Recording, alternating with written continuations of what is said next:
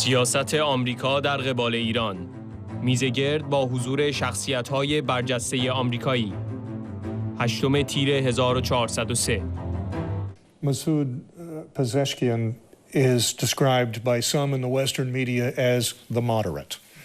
But when asked what he believes the role of president is, he says it is simply to carry out the wishes of the supreme leader. Is that moderate? Well, I think it's at least honest. That is exactly right. I mean, this is a whole sham process. This is not a free election. Yes, people have choices, but they are very much constricted, not just by sex, but also, obviously, when you have the clerics being the ones to decide who gets to run.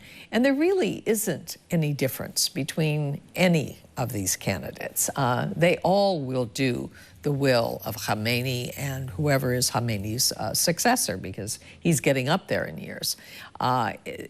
Any attempt to look at this and say that there is any hope for moderation in Iran, there's only one hope for moderation in Iran, and that's regime change. General.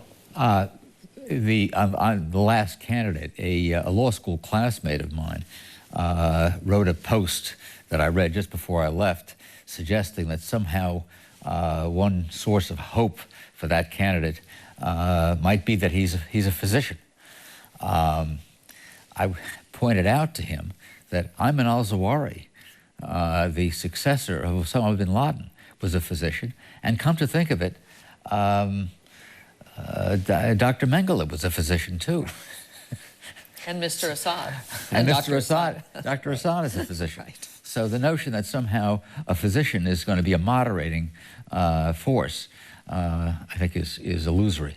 I also would like to point out that there is a never-ending fallacy, and that fallacy with regard to elections in Iran, or so-called elections, truly sham elections, and that is that if we encourage this regime through concessions over time, that it will become more moderate, and we will see moderate candidates emerge from the process. Nothing could be further from the truth. As was pointed out, these individuals who are candidates are always entirely selected by the supreme leader, who has total control. There is no path for moderation, and it's certainly not in the election process or any other means. The regime cannot reform, the regime cannot become more moderate, because if they do, they know that the people of Iran will understand what the game is, will reject any movement toward this notion of moderation, and at least false moderation.